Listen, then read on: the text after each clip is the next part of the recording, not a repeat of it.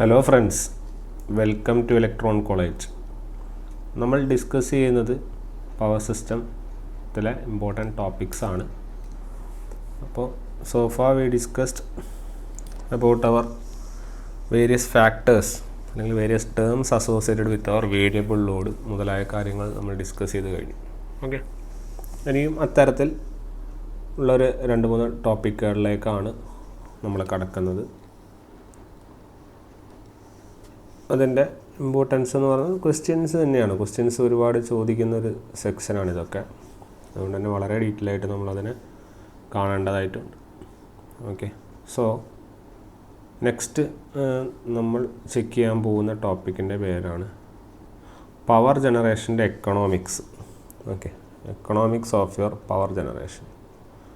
Okay, അപ്പം എന്താണ് power ജനറേഷൻ്റെ എക്കണോമിക്സ് കൊണ്ട് ഉദ്ദേശിക്കുന്നത് എന്ന് നമുക്ക് നോക്കാം. അപ്പോൾ എക്കണോമിക്സ് മീൻസ് നമ്മുടെ എക്കണോമിക്കലായിട്ട് എങ്ങനെ പവർ ജനറേഷനെ യൂസ് ചെയ്യാം, അല്ലെങ്കിൽ അല്ലെങ്കിൽ നമ്മൾ എങ്ങനെ കോസ്റ്റിനെ നമ്മൾ കാൽക്കുലേറ്റ് ചെയ്യുന്നു എന്നുള്ളത് അനലൈസ് ചെയ്യുന്ന ഒരു സെക്ഷനാണ് ആക്ച്വലി ഇത്. ഓക്കെ, അപ്പോൾ ഇവിടെ എക്കണോമിക്സ് ഞാൻ ഉദ്ദേശിക്കുന്ന ആ ടേം ഇതാണ്: the art of determining the per unit എന്ന് ഉദ്ദേശിക്കുന്നത് 1 kWh. Okay, cost of production of electrical energy is known as economics. അതിനെയാണ് എക്കണോമിക്സ് എന്ന് പറയുന്നത്. ഇതിൻ്റെ ഇമ്പോർട്ടൻസ് എന്ന് പറയുന്നത് നമുക്ക് എത്രമാത്രം കോസ്റ്റ് എഫക്റ്റീവായിട്ട് നമുക്ക് കാര്യങ്ങൾ അനലൈസ് ചെയ്യാം എന്നുള്ളൊരു കാര്യത്തിൽ നിന്നാണ് ഈ എക്കണോമിക്സ് എന്നുള്ള കൺസെപ്റ്റ് തന്നെ വരുന്നത്. ഓക്കെ, അപ്പോൾ നമ്മൾ ഇലക്ട്രിക്കൽ പവർ പ്രൊഡ്യൂസ് ചെയ്യാൻ വേണ്ടി പല മെത്തേഡ്സ് അനലൈസ് ചെയ്യും. അപ്പോൾ അതിൻ്റെ അകത്ത് നമുക്ക് ഏതാണോ കോസ്റ്റ് എഫക്റ്റീവായിട്ട് അല്ലെങ്കിൽ കോസ്റ്റ് കാണുന്ന മെത്തേഡുകൾ, എത്രത്തോളം ഡിപ്രീസിയേഷൻ വരും, അത്തരം കാര്യങ്ങൾ പഠിക്കുന്ന ഒരു സെക്ഷനാണ് ഈ economics of power generation. Okay, ഇതിൽ 2 ടേമാണ് മെയിനായിട്ട് വരുന്നത്: ഒന്ന് ഇൻട്രസ്റ്റും, ഒന്ന് ഡിപ്രീസിയേഷൻ. ഓക്കെ, ഇതിൽ ഏറ്റവും ഇമ്പോർട്ടൻ്റ് ആയിട്ട് വരുന്ന ഡിപ്രീസിയേഷൻ്റെ ടേമാണ്. അതിൻ്റെ കുറേ മെത്തേഡുകളും കാര്യങ്ങളും നമുക്ക് നോക്കാനായിട്ടുണ്ട്. അപ്പോൾ ആദ്യം ഇൻട്രസ്റ്റ് കൊണ്ട് ഉദ്ദേശിക്കുന്നത് എന്താണ്? It is the cost of use of money, അല്ലേ? അതായത് ഒരു പവർ സ്റ്റേഷൻ കൺസ്ട്രക്ട് ചെയ്യുന്നത് നമ്മൾ വലിയൊരു പൈസ വെച്ചിട്ടാണ്. ഓക്കെ, അപ്പം ഈ പൈസ എന്ന് പറയുന്നത് നമ്മൾ പല സ്ഥലത്തുനിന്ന് വാങ്ങിയിട്ടും അങ്ങനെ ബോറോ ചെയ്തിട്ടും ബാങ്ക് അങ്ങനത്തെ സാധനങ്ങളിൽ നിന്നൊക്കെ എടുത്തിട്ടാണ് നമ്മളത് ചെയ്യുന്നത്. ഓക്കെ, അപ്പോൾ അത് കഴിഞ്ഞാൽ അപ്പോൾ നമ്മൾ തിരിച്ചടക്കേണ്ടി വരും, അല്ലെ? ഇൻട്രസ്റ്റ് ആയിട്ട്. ഇപ്പോൾ ഇതിന് പവർ പ്ലാന്റ് അതിലല്ല, ഏതൊരു കാര്യമായാലും നമ്മൾ ബാങ്കിലേക്ക് ഇൻട്രസ്റ്റ് തിരിച്ചടക്കേണ്ടി വരും. അങ്ങനത്തെ കുറേ പ്രശ്നങ്ങൾ വരും. ഓക്കെ, അപ്പം ആ കാര്യങ്ങളെക്കുറിച്ചൊക്കെ പഠിക്കുന്നതാണ് നമ്മൾ ഇൻട്രസ്റ്റ്. അപ്പോൾ ഇൻട്രസ്റ്റ് ഓട്ടോമാറ്റിക്കലി നമ്മുടെ കയ്യിൽ നിന്ന് പോവും. ഓക്കെ, അടുത്ത ഒരു ടേം എന്ന് പറഞ്ഞാൽ ഡിപ്രീസിയേഷനാണ്. ഓക്കെ, ഡിപ്രീസിയേഷൻ എന്ന് പറഞ്ഞാൽ ഒരു പവർ പ്ലാന്റ് കുറേ കാലം ഒരേപോലെ തന്നെ നമുക്ക് മെയിൻറ്റെയിൻ ചെയ്യാൻ വേണ്ടി പറ്റില്ല. അതിൻ്റെ വാല്യൂവിൽ നമ്മൾ യൂസ് ചെയ്തുകൊണ്ടിരിക്കുമ്പം ചില കുറവുകളുണ്ടാവും. ഓക്കെ, ഡിപ്രീസിയേഷന് ജനറലി പറയുന്ന തേയ്മാനം എന്നുള്ളതാണ്. അതാണ് അതിൻ്റെ കറക്റ്റ് ടേം. ഓക്കെ, തേയ്മാനം സംഭവിക്കും. നമ്മളൊരു പവർ പ്ലാന്റ് കുറേ കാലം യൂസ് ചെയ്ത് കൊണ്ടിരുന്നാൽ അതിന് പ്രശ്നങ്ങളുണ്ടാവും, അത് തേയ്മാനം സംഭവിക്കും. ഓക്കെ, അപ്പോൾ ഇത് നമ്മുടെ എങ്ങനെ കാൽക്കുലേറ്റ് ചെയ്യാം എന്നുള്ളതിന് പഠിക്കുന്നതാണ് നമ്മൾ ഡിപ്രീസിയേഷനിൽ നോക്കാൻ വേണ്ടി പോകുന്നത്. അത് നമുക്ക് ഏത് മെറ്റീരിയൽ, ഇത് മാത്രമല്ല, നമ്മൾ പവർ സ്റ്റേഷൻ മുതലായ സാധനങ്ങളല്ല, ഏതൊരു സാധാ എക്യുപ്മെൻ്റ് എടുത്താലും ആ ഒരു പ്രശ്നങ്ങൾ നമുക്ക് ഉണ്ടാവാറുണ്ട്, അല്ലേ? അപ്പോൾ അതാണ് നമ്മൾ ഡിപ്രീസിയേഷനെ കുറിച്ച് പറയാനുള്ളത്. ഡിപ്രീസിയേഷനെ കുറിച്ചാണ് കൂടുതലായിട്ട് നമുക്ക് ഡീറ്റെയിൽ ആയിട്ട് ഇവിടെ നോക്കാനായിട്ട് ഉണ്ടാവുക. ഓക്കെ, സോ ഇതാണ് നമ്മുടെ ഇൻട്രസ്റ്റും ഡിപ്രീസിയേഷൻ.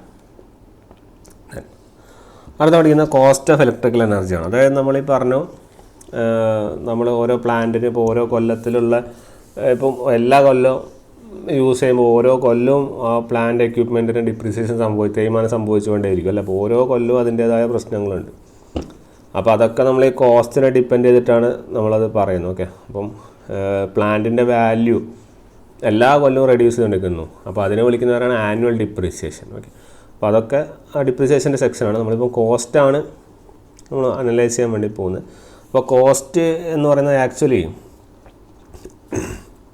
3 ടൈപ്പ് കോസ്റ്റാണ് ഉള്ളത്. ഒന്നെന്ന് പറയുന്നത് ഫിക്സഡ് കോസ്റ്റാണ്. Okay, fixed cost. പിന്നെ രണ്ടാമത്തത് സെമി ഫിക്സഡ് കോസ്റ്റാണ്.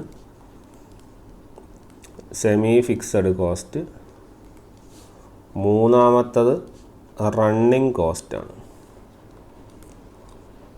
ഓക്കെ, മൂന്നാമത്തത് running കോസ്റ്റാണ്.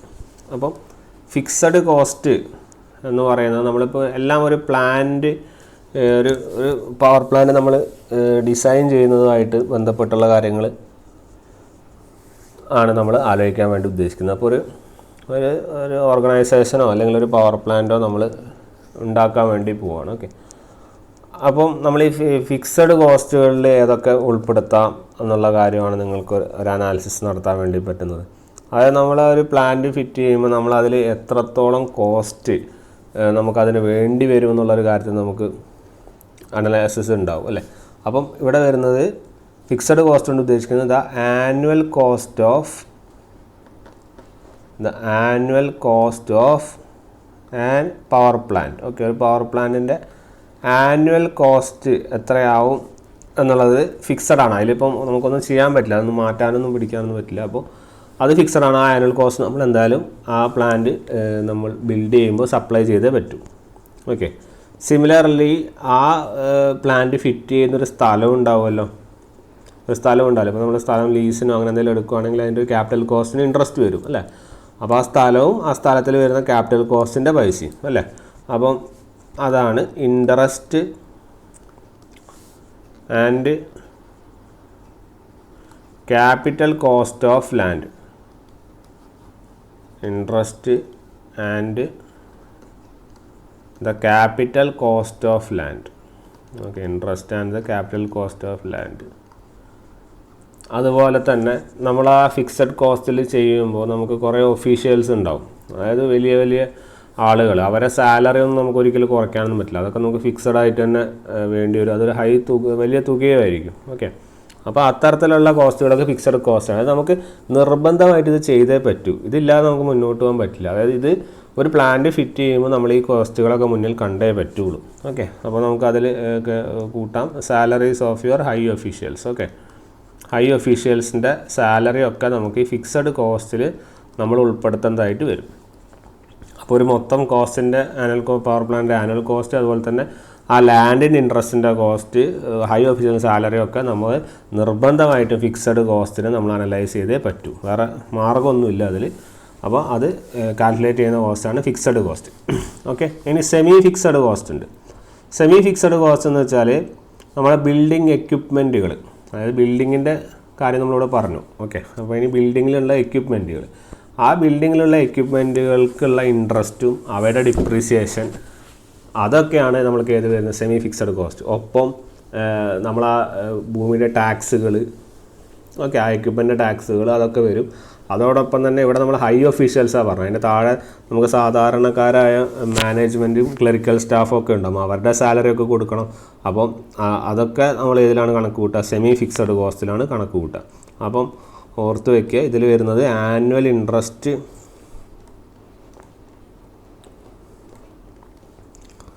And depreciation of building equipment. Okay, ബിൽഡിങ്ങിൽ യൂസ് ചെയ്യുന്ന എക്യുപ്മെൻറ്റ്, ബിൽഡിംഗ് എക്യുപ്മെൻറ്റ്, അതുപോലെ ടാക്സുകൾ, അതുപോലെ salaries of the management and clerical staff. Okay, മാനേജ്മെൻറ്റും അതുപോലെ ക്ലറിക്കൽ സ്റ്റാഫുകളുടെ ഒക്കെ പൈസ വരുന്നത് എവിടെയാണ്? സെമി ഫിക്സഡ് കോസ്റ്റിലാണ് വരുന്നത്. ക്ലിയർ? അപ്പോൾ അതാണ് അതിൻ്റെ കാര്യം. ഇനി റണ്ണിങ് കോസ്റ്റോ? റണ്ണിങ് കോസ്റ്റ് നമുക്ക് പ്ലാന്റിൽ ഈ പറഞ്ഞ പോലെ ഫിക്സഡ് കോസ്റ്റ് നമ്മൾ ലാൻഡും കാര്യങ്ങളൊക്കെ വാങ്ങി പിന്നെ അവിടുത്തെ ഒഫീഷ്യൽസിനൊക്കെ അപ്പോയിൻറ്റ് ചെയ്ത് എല്ലാ കാര്യങ്ങളും ചെയ്തു. ഇത് റൺ ചെയ്യണമല്ലോ. റൺ ചെയ്യണമെങ്കിൽ ഓട്ടോമാറ്റിക്കലി റൺ ചെയ്യാനുള്ള ഇപ്പോൾ ഒരു ഡീസൽ പ്ലാന്റൊക്കെ എടുത്താൽ അതിന് ഫ്യൂവൽ വേണം, മനസ്സിലായില്ല? അപ്പോൾ അതിന് ഫ്യൂവൽ ഉണ്ടാകും, അതിന് മെയിൻ്റനൻസ് ഉണ്ടാവും. അപ്പോൾ അത്തരത്തിലേക്കുള്ള കാര്യങ്ങളൊക്കെ വരും. അപ്പോൾ ആ ഫ്യൂവല്, മെയിൻ്റനൻസ് കോസ്റ്റുകൾ, അതുപോലെ അതിന് വരുന്ന റിപ്പയറിങ്, അതുപോലെ അതിൽ വരുന്നതാണ് ഏറ്റവും താഴെയുള്ള തൊഴിലാളികൾ. അതായത് നമ്മളിത് ഓപ്പറേറ്റ് ചെയ്യുന്ന ഒരു പ്ലാന്റ് ഓപ്പറേറ്റ് ചെയ്യുന്ന സ്റ്റാഫ് ഉണ്ടാവില്ല. അപ്പോൾ ഓപ്പറേറ്റിംഗ് സ്റ്റാഫുകളൊക്കെ എവിടെ വരിക? നമ്മുടെ റണ്ണിങ് കോസ്റ്റിലാണ് വരിക. അപ്പം ആനുവൽ കോസ്റ്റ് ഓഫ് ഫ്യൂവലിൻ്റെ ആനുവൽ കോസ്റ്റ്, അതുപോലെ തന്നെ മെയിൻ്റനൻസ്, അതിൻ്റെ റിപ്പയറുകൾ, അതുപോലെ salaries of your operating staff. Operating സ്റ്റാഫിൻ്റെ സാലറികൾ മുതലായ കാര്യങ്ങളൊക്കെ റണ്ണിങ് കോസ്റ്റിലാണ് വരുന്നത്. ഓക്കെ, ഈ 3 കോസ്റ്റുകളാണ് മെയിനായിട്ട് നമുക്ക് അനലൈസ് ചെയ്യാനായിട്ടുള്ളത്.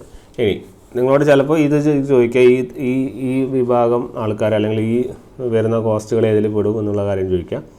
അല്ലെങ്കിൽ ചോദിക്കുന്ന ചോദ്യമാണ് ഞാനിവിടെ പറഞ്ഞുതരാം. നിങ്ങളുടെ ഫിക്സഡ് കോസ്റ്റ് നിങ്ങൾ നോക്കൂ. ഈ ഫിക്സഡ് കോസ്റ്റിൻ്റെ പ്രത്യേകത എന്താ? നിങ്ങൾ എത്ര യൂസ് ചെയ്യുന്നു, എങ്ങനെ യൂസ് ചെയ്യുന്നു എന്നൊന്നും ഡിപ്പെൻഡ് ചെയ്യുന്നില്ല. അല്ലെങ്കിൽ നിങ്ങൾക്ക് എത്ര ഔട്ട്പുട്ട് കിട്ടുന്നു ഒന്നും അവർ ചിന്തിക്കുന്നില്ല. അല്ലെങ്കിൽ നമ്മുടെ പീക്ക് ഡിമാൻഡ് എത്ര പോകുന്നൊന്നുമില്ല. കാരണം നിങ്ങൾക്ക് ഒരു പ്ലാന്റ് എടുക്കണം, ആ പ്ലാന്റിലുള്ള ഹയർ ഓഫീഷ്യൽസിന് സാലറി കൊടുക്കണം. ഇതൊക്കെ നമുക്ക് നിർബന്ധമായിട്ട് ചെയ്തേ പറ്റും അല്ലേ. അതുകൊണ്ട് അത് മാക്സിമം ഡിമാൻഡ് നമ്മൾ 2 ടേമിൽ അത് ഡിഫൈൻ ചെയ്യുന്നത്. ഓക്കെ, ഏതൊക്കെ ടേം എന്ന് വെച്ചാൽ ഒന്ന് മാക്സിമം ഡിമാൻഡും അതുപോലെ തന്നെ രണ്ടാമത്തെ നമ്പർ ഓഫ് യൂണിറ്റ്സ് ജനറേറ്ററും. ഈ 2 ടേമുകളിൽ ബേസ് ചെയ്തിട്ടാണ് നമ്മൾ ഇതിനെ മുന്നോട്ട് കൊണ്ടുപോകാൻ നോക്കുന്നത്. അതായത് മാക്സിമം ഡിമാൻഡ് എന്ന് പറയുന്നത് എത്രത്തോളം ആ കപ്പാസിറ്റി വേണം, അതുപോലെ നമ്പർ ഓഫ് യൂണിറ്റ്സ് ജനറേറ്റ് എന്ന് പറഞ്ഞാൽ ആ പ്ലാന്റ് നമുക്ക് എത്ര യൂണിറ്റ് ജനറേറ്റ് ചെയ്യാൻ പറ്റും. ഇത് രണ്ടിനും ഡിപ്പെൻഡ് ചെയ്യുന്നുണ്ടോ ഇല്ലയോ, അല്ലെങ്കിൽ ഇതിൽ ഏതിനെയാണ് ഡിപ്പെൻഡ് ചെയ്യുന്നത്, ഏതിനാണ് ഡിപ്പെൻഡ് ചെയ്യാത്തത്, ഈ കാര്യങ്ങളാണ് നമ്മളിനി അനലൈസ് ചെയ്യാൻ വേണ്ടി പോകുന്നത്. അപ്പോൾ ഫിക്സഡ് കോസ്റ്റ് എന്ന് പറഞ്ഞു കഴിഞ്ഞാൽ ഈ 2 ടേം, അതായത് മാക്സിമം ഡിമാൻഡിനെയോ നമ്മുടെ നമ്പർ ഓഫ് യൂണിറ്റ്സിനെയോ ഡിപ്പെൻഡ് ചെയ്യുന്നില്ല. അതിൻ്റെ കാരണം എന്താ? അതൊന്നും നോക്കിയിട്ട് കാര്യമില്ല. നമുക്ക് ഫിക്സഡ് കോസ്റ്റ് ആ പ്ലാൻ അവിടെ ഫിറ്റ് ചെയ്തേ പറ്റുള്ളൂ അല്ല. അത് എന്തായാലും വരുന്ന കോസ്റ്റാണ്. അപ്പോൾ ലാൻഡിൻ്റെ കോസ്റ്റൊക്കെ നമുക്ക് മാക്സിമം മാറ്റാൻ പറ്റും ഇല്ലല്ലോ നമുക്ക്. അപ്പം അതാണ് പറയുന്നത്. അപ്പം ഫിക്സഡ് കോസ്റ്റ് എന്ന് പറഞ്ഞാൽ it is independent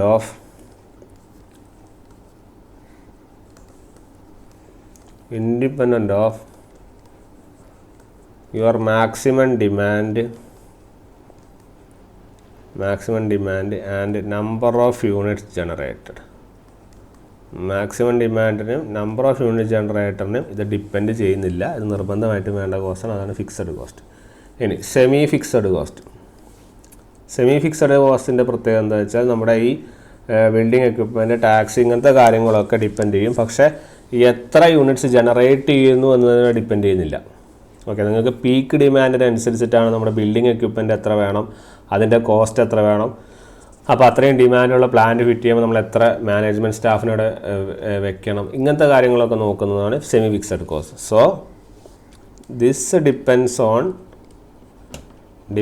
on maximum demand. Okay, maximum ഡിമാൻഡിനെ ഇത് ഡിപ്പെൻഡ് ചെയ്യും. And independent of number of unit ജനറേറ്ററിനെ ഇത് ഡിപ്പെൻഡ് ചെയ്യുന്നില്ല. പക്ഷേ ആരെ ഡിപ്പെൻഡ് ചെയ്യുന്നുണ്ട്? മാക്സിമം ഡിമാൻഡിനെ ഇത് ഡയറക്റ്റ്ലി ഡിപ്പെൻഡ് ചെയ്യുന്നുണ്ട്. ഓക്കെ, ഇനി റണ്ണിങ് കോസ്റ്റ് ആണെങ്കിലോ, റണ്ണിങ് കോസ്റ്റാണ് ആക്ച്വലി നമ്മൾ എത്ര യൂണിറ്റ് ജനറേറ്റ് ചെയ്യുന്നു എന്ന് പറയുന്ന പോയിന്റ്. ഓക്കെ, അപ്പം ഇത് മാക്സിമം ഡിമാൻഡിനെ അങ്ങനെ ഡിപ്പെൻഡ് ചെയ്യുന്നില്ല. പക്ഷേ ഏതിനെ ഡിപ്പെൻഡ് ചെയ്യും? നമ്പർ ഓഫ് യൂണിറ്റ് ജനറേറ്ററിനെ ഡിപ്പെൻഡ് ചെയ്യും. So running cost depends on your number of units generated and is independent of, ഏതിനെ ഡിപ്പെൻഡ് ചെയ്യുന്നില്ല? എത്ര മാക്സിമം ഡിമാൻഡ് എന്ന് ഇത് ഡിപ്പെൻഡ് ചെയ്യുന്നില്ല. പക്ഷേ എത്ര യൂണിറ്റ്സ് ജനറേറ്റ് ചെയ്യണോ അതിനനുസരിച്ചുള്ള ഓപ്പറേറ്റിംഗ് സ്റ്റാഫിനെയും, എത്ര യൂണിറ്റ്സ് ജനറേറ്റ് ചെയ്യണോ അതിനനുസരിച്ചുള്ള ഫ്യൂവലും കാര്യങ്ങളൊക്കെ നോക്കുന്നതാണ് നമ്മുടെ റണ്ണിങ് കോസ്റ്റ് എന്ന് പറയുന്നത്. ഓക്കെ, സോ അതാണ് നമ്മുടെ 3 ടൈപ്പ് കോസ്റ്റുകൾ. വളരെ ഇമ്പോർട്ടൻ്റ് ആയിട്ടുള്ളൊരു ടോപ്പിക്കാണിത്. ഓക്കെ, ഇനി ഈ 3 ടൈപ്പ് കോസ്റ്റുകളെ നമ്മൾ റെപ്രസെൻ്റ് ചെയ്യുന്ന ഫോമുകളുണ്ട്. ഓക്കെ, ആണ് എക്സ്പ്രഷൻസ് ഓഫ് കോസ്റ്റ്. നമ്മൾ എങ്ങനെ അത് ഡിഫൈൻ ചെയ്യാം എന്നുള്ളത്. നമ്മൾ മെയിൻലി ഇതിനെ 2 പാർട്ടാക്കി ഡിവൈഡ് ചെയ്യുന്നു. അതിൽ ഒന്നാമത്തതാണ് 3 പാർട്ട് ഫോമും, രണ്ടാമത്തതാണ്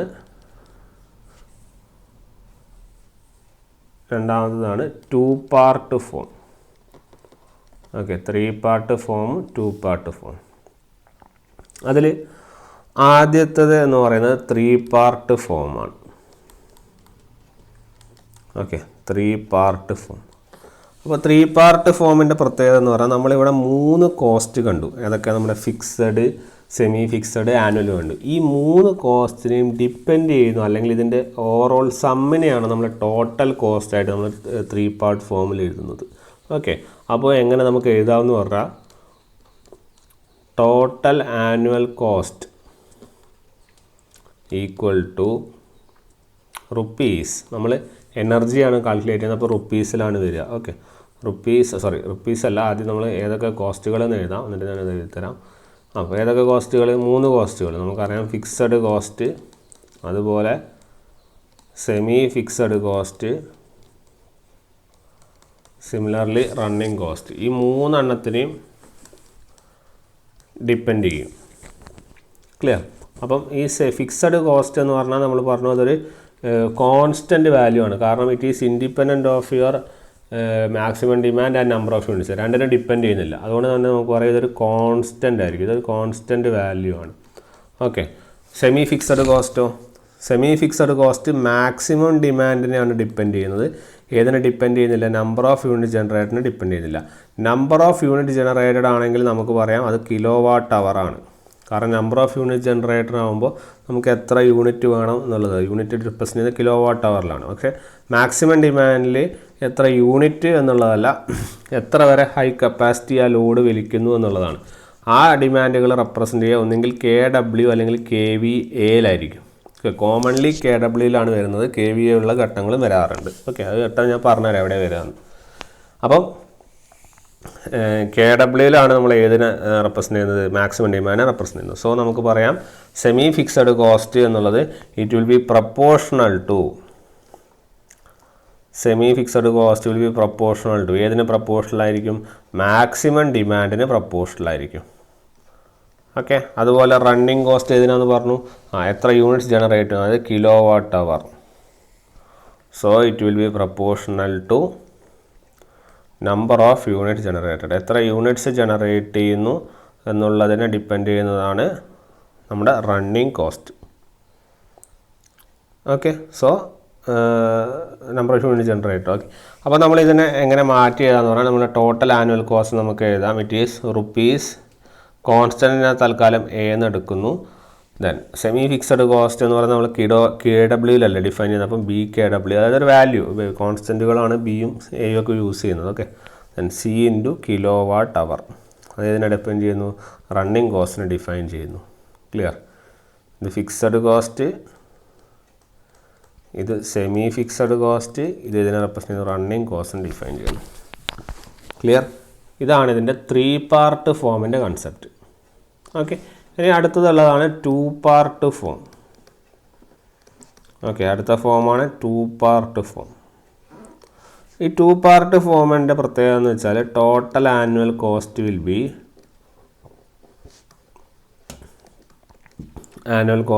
ഇവിടെ എന്ത് വരുന്നത് വെച്ചാൽ നമുക്ക് 2 പാർട്ടുകളേ ഉള്ളൂ, 3 പാർട്ടില്ല. നേരത്തെ 3 കോസ്റ്റും വന്നിരുന്നു. ഇവിടെ നമുക്ക് 2 എണ്ണം വരുള്ളൂ. That is rupees AKW plus B kilowatt hour. AKW plus B kilowatt hour. Okay. അപ്പോൾ ഇവിടെ ഈ നമ്മുടെ കോൺസ്റ്റൻറ്റ് ടേം വരുന്നില്ല, ഫിക്സഡ് കോസ്റ്റ് അല്ല. നമുക്ക് ആവശ്യമുള്ള സെമി ഫിക്സഡ് കോസ്റ്റും റണ്ണിങ് കോസ്റ്റുമാണ് നമുക്കതിൽ വരുന്നത്. ഓക്കെ. 2 പാർട്ട് ഫോം ഇത്തരത്തിലാണ് നമ്മൾ എഴുതുന്നത് എന്നുള്ള കാര്യം ഓർക്കുക. കോൺസ്റ്റൻറ്റ് A ഇത് ആക്ച്വലി അത് ഫുള്ളായിട്ട് പോകുന്നില്ല, അത് നമ്മുടെ സെമി ഫിക്സഡ് കോസ്റ്റ് ആയിട്ട് മെർജ് ചെയ്ത് പുതിയൊരു മാക്സിമം ഡിമാൻഡ് ആവുന്നതാണ്. ഓക്കെ. അപ്പോൾ ഇത്തരത്തിലാണ് നമ്മൾ ഇതിൽ എഴുതുന്നത്. ഓക്കെ. ഈ 2 പാർട്ട് ഫോമും 3 പാർട്ട് ഫോമും അനുസരിച്ച് നമുക്ക് താരിഫുകളും ഇതിൽ പഠിക്കാനുണ്ട്. ഓക്കെ. അതായത് 3 പാർട്ട് ഫോമിൽ എഴുതുന്ന താരിഫിന് നമ്മൾ 3 പാർട്ട് താരിഫ് എന്നും, അതുപോലെ 2 പാർട്ട് ഫോമിൽ വെച്ച് എഴുതുന്നത് നമ്മൾ 2 പാർട്ട് താരിഫ് എന്നും ഡിഫൈൻ ചെയ്യാറുണ്ട്. ഓക്കെ. അപ്പോൾ താരിഫ് എടുക്കുമ്പോൾ നിങ്ങൾക്കത് ഓക്കെ ആവും.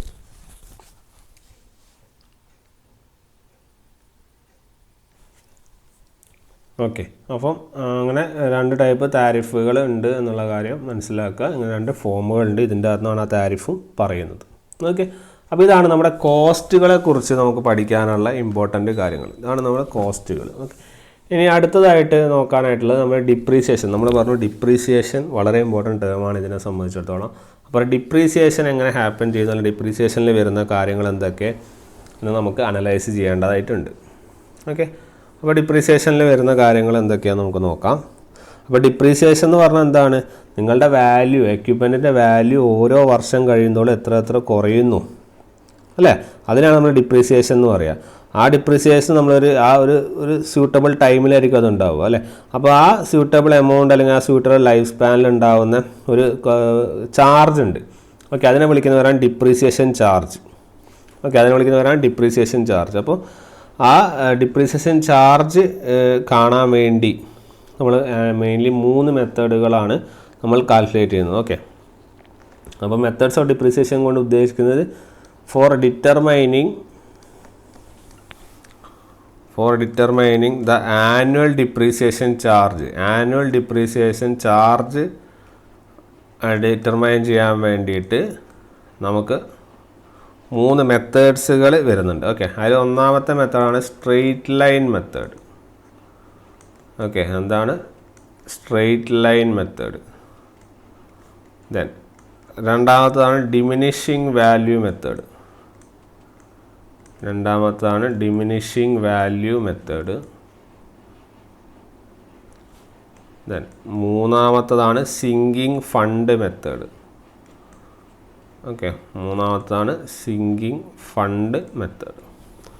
ഈ 3 മെത്തേഡുകളാണ് നമുക്ക് ഡിപ്രീസിയേഷൻ്റെ ചാർജ് കണ്ടുപിടിക്കാനായിട്ട് നമ്മൾ ഉപയോഗിക്കുന്നത്. ഓക്കെ, ഇതിൽ ആദ്യത്തെ മെത്തേഡ് എന്ന് പറയുന്നത് സ്ട്രെയിറ്റ് ലൈൻ മെത്തേഡാണ്.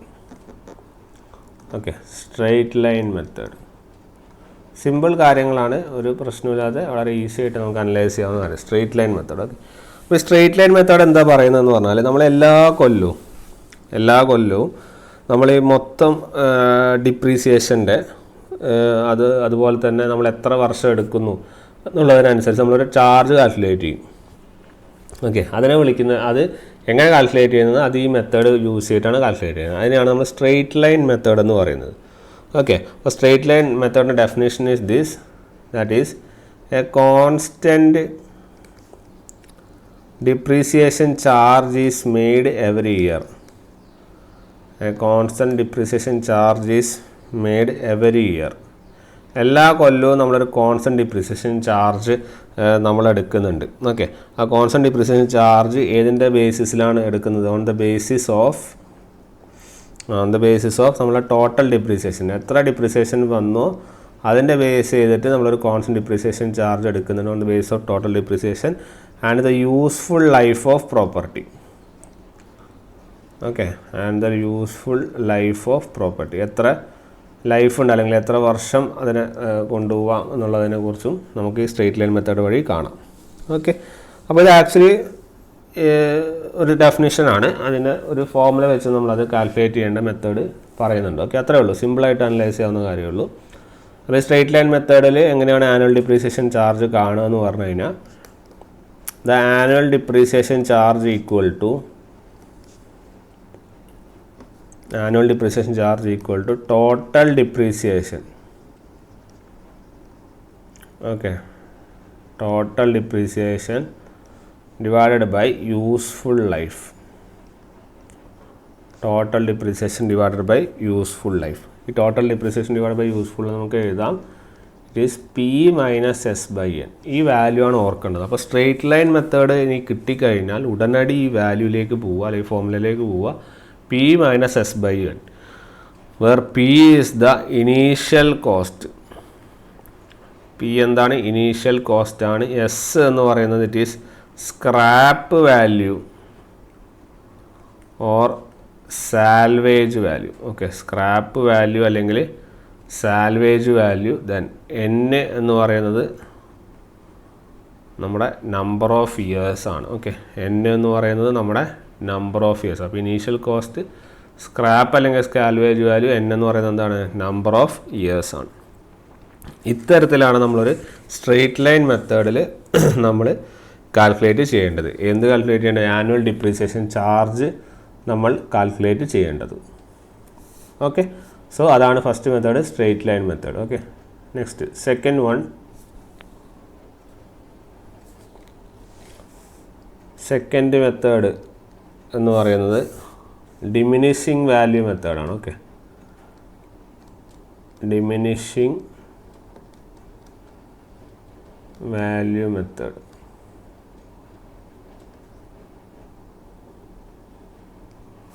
Diminishing value method.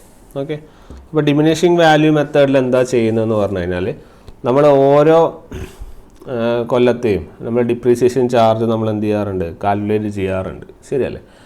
അതിനെ നമ്മളൊരു ബേസിസിലാണ് കാൽക്കുലേറ്റ് ചെയ്യുക. ഓക്കെ, അതെങ്ങനെയാണെന്ന് പറയാം. ഡിമിനിഷിങ് വാല്യൂ മെത്തേഡ് എന്ന് പറഞ്ഞു കഴിഞ്ഞാൽ, ഇപ്പോൾ സപ്പോസ് നമ്മളൊരു എക്യുപ്മെൻ്റ് എടുക്കുകയാണ്. ഓക്കെ, അപ്പോൾ എക്യുപ്മെൻറ്റിൻ്റെ ഒരു കോസ്റ്റ് 100 ആണെന്ന് വിചാരിക്കുക. 100 അതായത് നമ്മുടെ ഇനീഷ്യൽ കോസ്റ്റ് 100 വിചാരിക്കും. നമ്മളൊരു 10% അതിൽ തേയ്മാനം സംഭവിച്ചു, ഒരു ഡിപ്രീസിയേഷൻ സംഭവിച്ചു എന്ന് വിചാരിക്കും. അപ്പോൾ നമ്മൾ ഇപ്പോഴത്തെ കോസ്റ്റ് എങ്ങനെയായിരിക്കും? 90. കാരണം 100ൻ്റെ 10% 90.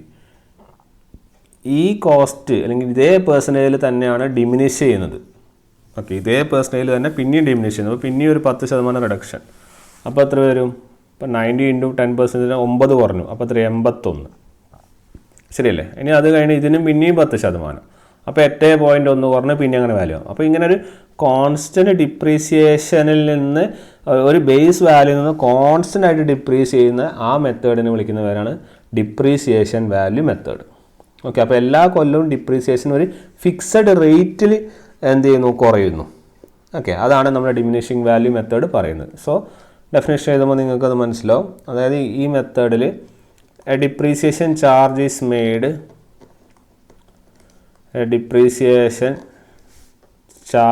Is made every year. എല്ലാ കൊല്ലവും നമ്മളൊരു ഡിപ്രീസിയേഷൻ ചാർജ് മേക്ക് ചെയ്യുന്നു അറ്റ് എ ഫിക്സഡ് റേറ്റ്. ഒരേ റേറ്റിൽ തന്നെ ചാർജുകൾ ഇങ്ങനെ ഡിപ്രീസ് ചെയ്ത് കൊണ്ടേയിരിക്കുന്നു at fixed rate on the diminished value of the equipment. അതായത് എക്യുപ്മെൻറ്റിൻ്റെ വാല്യൂ എന്ത് ചെയ്യുന്നുണ്ട്? ഡിമിനിഷ് ചെയ്തുകൊണ്ടേ ഇരിക്കുന്നുണ്ട്. കാരണം 100 90 90 81 അങ്ങനെ കുറഞ്ഞു വരുന്നു അല്ലേ. അപ്പോൾ അതിനെയാണ് നമ്മളതിങ്ങനെ ഡിമിനിഷിങ് വാല്യൂ മെത്തേഡ് എന്ന് പറയുന്നത്. On the diminished value of equipment. Diminish ചെയ്തിരിക്കുന്ന വാല്യൂവിൽ നിന്ന് ഓരോ ഫിക്സഡ് റേറ്റിൽ ഇങ്ങനെ കുറയുന്ന അങ്ങനെ കാണുന്ന മെത്തേഡാണ് ഡിമിനിഷിങ് വാല്യൂ മെത്തേഡ്. ഓക്കെ, അപ്പോൾ നമ്മൾ എന്താ വെച്ചാൽ charge is first applied to its initial cost. ആ എക്യുപ്മെൻറ്റിൻ്റെ to its initial cost of the equipment. എക്യുപ്മെൻറ്റിൻ്റെ ഇനീഷ്യൽ കോസ്റ്റിലേക്ക് നമ്മളൊരു ചാർജ് അപ്ലൈ ചെയ്യുന്നു. ഈ പെർസെൻറ്റേജ് നമ്മൾ ആദ്യം ഇതിൽ അപ്ലൈ ചെയ്യുന്നു. പിന്നെ അതിൻ്റെ diminished value and then to its diminished value അങ്ങനെ പിന്നെ എന്ത് ചെയ്യുന്നു? കുറഞ്ഞു വരുന്നു. അതിനാണ് നമ്മൾ ഡിമിനിഷിങ് വാല്യൂ മെത്തേഡ് എന്ന് പറയുന്നത്. ഓക്കെ, പക്ഷേ ഇത് കാൽക്കുലേഷൻ, ഇതാണ് കൺസെപ്റ്റ്. പക്ഷേ ഇത് കാൽക്കുലേഷൻ ചെയ്യാൻ നമ്മൾ കുറച്ച് ഇക്വേഷൻസ് സഹായം തേടും. അപ്പോൾ ആ ഇക്വേഷൻസിലേക്ക് നമുക്ക് പോവാം. അപ്പോൾ ആദ്യം നമ്മൾ മനസ്സിലാക്കുക, നമ്മൾ എക്സിനെ എടുക്കുകയാണ്. എക്സ് എന്ന് പറഞ്ഞ വേരിയബിളാണ്. X is the annual cost of depreciation, X annual cost of depreciation, annual unit depreciation. Okay, എക്സിന് നമ്മൾ ആനുവൽ യൂണിറ്റ് ഡിപ്രീസിയേഷൻ എടുക്കുന്നു. Annual unit depreciation. പിന്നെ നമ്മൾ ഒരു മിനിറ്റ്, നമ്മൾ സ്ക്രാപ്പ് വാല്യൂവിനെ കുറിച്ച് അധികം പറഞ്ഞില്ല. ഓക്കെ, അതായത് ഇവിടെ നമ്മൾക്കിപ്പോൾ ആദ്യം ഇനീഷ്യലി നമ്മളൊരു കോസ്റ്റ് ഉണ്ടാവും ഒരു എക്യുപ്മെൻറ്റിന്. അതാണ് നമ്മുടെ പി. അതാണ് ഞാൻ ഇവിടെ പറഞ്ഞ ഈ 100. ഓക്കെ, അതാണ് നമ്മുടെ പി. ഓക്കെ, അത് കഴിഞ്ഞ് പിന്നെ നമുക്ക് പി മൈനസ് എസ് ഉണ്ട്. എസ് എന്ന് പറഞ്ഞാൽ സ്ക്രാപ്പ് വാല്യൂ അല്ലെങ്കിൽ സാൽവേജ് വാല്യൂ ആണ്. ഓക്കെ, സാൽവേജ് വാല്യൂ എന്ന് വെച്ചാൽ നമുക്ക് തേയ്മാനം സംഭവിക്കുന്ന അല്ലെങ്കിൽ നമുക്ക് യൂസ് ചെയ്യാതെ നമ്മൾ സ്ക്രാപ്പായി കളയുന്ന, സ്ക്രാപ്പ് എന്ന് പറഞ്ഞാൽ നമ്മൾ അറിയാമല്ലോ, സ്ക്രാപ്പ് മെറ്റീരിയൽ, അതിനാണ് നമ്മൾ സ്ക്രാപ്പ് വാല്യൂ എന്ന് പറയുന്നത്. അപ്പം ഇപ്പോൾ സപ്പോസ് ഒരു 10 രൂപയാണ്, ഇപ്പോൾ 100 രൂപയുള്ള ഒരു സാധനത്തിൽ 10 രൂപയുടെ കാര്യം സ്ക്രാപ്പായി. അപ്പോൾ 100 - 10 ഡിവൈഡഡ് ബൈ എത്ര വർഷം നമ്മളത് യൂസ് ചെയ്യുന്നത്, അതിനാണ് നമ്മൾ annual depreciation charge straight line മെത്തേഡിലൂടെ കാൽക്കുലേറ്റ് ചെയ്യുന്നത്. ഓക്കെ, അതുപോലെ തന്നെ നമ്മുടെ ഡിമിനിഷിങ് വാല്യൂ മെത്തേഡിൽ നമ്മൾ ഈ പറഞ്ഞു, ഇതായിരുന്നു നമ്മുടെ P, initial cost P. Okay, ഈ പിയിൽ നിന്ന് ഓരോ പെർസെൻറ്റേജ് എടുത്തെടുത്ത് ഇങ്ങനെ കുറഞ്ഞു വരുന്നു. ഓക്കെ, അതാണ് മെത്തേഡ്. അപ്പം മനസ്സിലാക്കുക, ഈ പി എന്ന് പറഞ്ഞാൽ എസ് എന്ന് പറഞ്ഞാൽ സ്ക്രാപ്പ് വാല്യൂ അല്ലെങ്കിൽ സാൽവേജ് വാല്യൂ എന്നാണ് വിളിക്കുക. പി ആണ് നമ്മുടെ ഇനീഷ്യൽ കോസ്റ്റ്. ഇനീഷ്യൽ കോസ്റ്റ് ആയിരുന്നു ഈ പറഞ്ഞ 100 rupees അല്ലെങ്കിൽ 100 എന്ന് പറയുന്ന വാല്യൂ. ഓക്കെ, അതാണ് അതിൻ്റെ കൺസെപ്റ്റ്. അപ്പോൾ ഇവിടെയും ഈ പിയും എസ്സും ഒക്കെ കയറി വരും. മനസ്സിലായി, ഇവിടെയും നമ്മൾ പി യൂസ് ചെയ്യുന്നുണ്ട്. പി എന്ന് പറഞ്ഞാൽ ഇനീഷ്യൽ കോസ്റ്റ്, എസ് എന്ന് പറഞ്ഞാൽ സ്ക്രാപ്പ് വാല്യൂ, എൻ എന്ന് പറഞ്ഞാൽ നമ്പർ ഓഫ് ഇയേഴ്സ്. ഓക്കെ, ഇതും ഇവിടെ ഉണ്ടാവും. അപ്പോൾ മനസ്സിലാക്കുക, ഇത് തന്നെ നേരത്തെ കണ്ട അതേ സാധനങ്ങൾ തന്നെയാണ് ഇവിടെ ഉള്ളത്, പിയും എസ്സും എന്നും. ഓക്കെ, അതിനോട് എക്സ്ട്രാ വരുന്നൊരു സാധനമാണ് എക്സ്. എക്സ് എന്ന് പറയുന്നത് ആനുവൽ യൂണിറ്റ് ഡിപ്രീസിയേഷൻ ആണ്. ഓക്കെ, അപ്പോൾ ഈ ആനുവൽ യൂണിറ്റ് ഡിപ്രീസിയേഷൻ എന്ന് പറഞ്ഞാൽ നമ്മളിപ്പം പറയാം, സപ്പോസ് ഇതൊരു 10% ആനുവൽ യൂണിറ്റ് ഡിപ്രീസിയേഷൻ 10% എന്ന് പറഞ്ഞാൽ അതിൻ്റെ വാല്യൂ എക്സ് = 0.1. ക്ലിയർ? അതാണ് അതിൻ്റെ കൺസെപ്റ്റ്. അങ്ങനെ ഓരോ വാല്യൂ ഇങ്ങനെ കുറഞ്ഞു വരുന്നു. ഓക്കെ, അപ്പോൾ അതാണ് നമ്മൾ അറിയേണ്ടത്.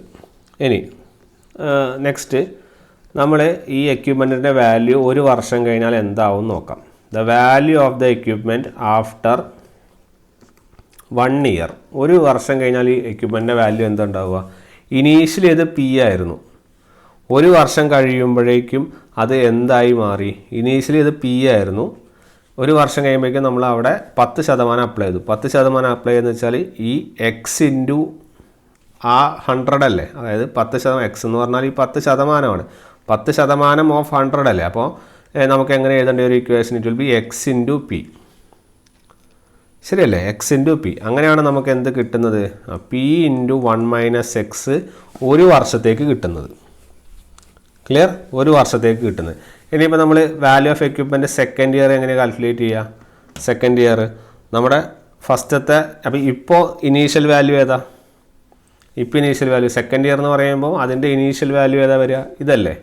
സെക്കൻഡ് ഇയർ കാൽക്കുലേറ്റ് ചെയ്യുമ്പോൾ നമ്മൾ ഫസ്റ്റ് ഇയറിന് ഇനീഷ്യൽ വാല്യൂ അല്ലേ വരിക? ഫസ്റ്റ് ഇയർ എന്ന് പറഞ്ഞാൽ ഇതല്ലേ, ഇത്. അതായത് പി ഇൻറ്റു 1 - എക്സ് മൈനസ് ആര് വരും?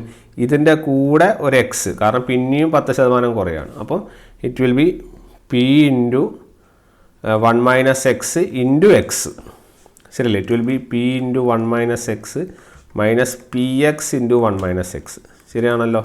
ഓക്കെ, ഇത് കാൽക്കുലേറ്റ് ചെയ്യുമ്പോൾ you will be getting P into 1 - X the whole square. എന്താണ് കിട്ടുന്നത്? 1 - X the whole square. Okay, അപ്പോൾ ഇവിടെ നിങ്ങൾ ആലോചിച്ചാൽ മതി, ഇവിടെ ആക്ച്വലി ഒരു 1 ഉണ്ടായിരുന്നു, P into 1 - X whole raise to 1. അത് എത്രാമത്തെ കൊല്ലം? ഫസ്റ്റ് ഇയറിൽ. സെക്കൻഡ് ഇയർ ആകുമ്പോഴേക്കും P into 1 - X the whole square ആവും അല്ലേ. അപ്പോൾ ഇങ്ങനെ പോയി n ഇയേഴ്സ് ആകുമ്പോൾ നമ്മുടെ value of equipment after n years ആകുമ്പോൾ എന്താണ് ഇക്വേഷൻ കിട്ടുക?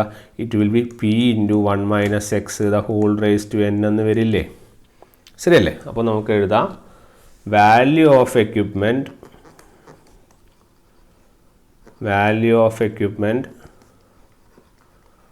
After n years, value of equipment after n years equal to P into 1 - X the whole raise to n. Okay, വേറെ n എന്ന് പറയുന്നത് എന്താണ്? യൂസ്ഫുൾ ലൈഫാണ്, ശരിയല്ലേ? n എന്ന് പറയുന്നത് എന്താണ്? Useful life. അപ്പോൾ ഇപ്പോൾ നമുക്ക് എന്താണ് ആക്ച്വലി കിട്ടിയത്?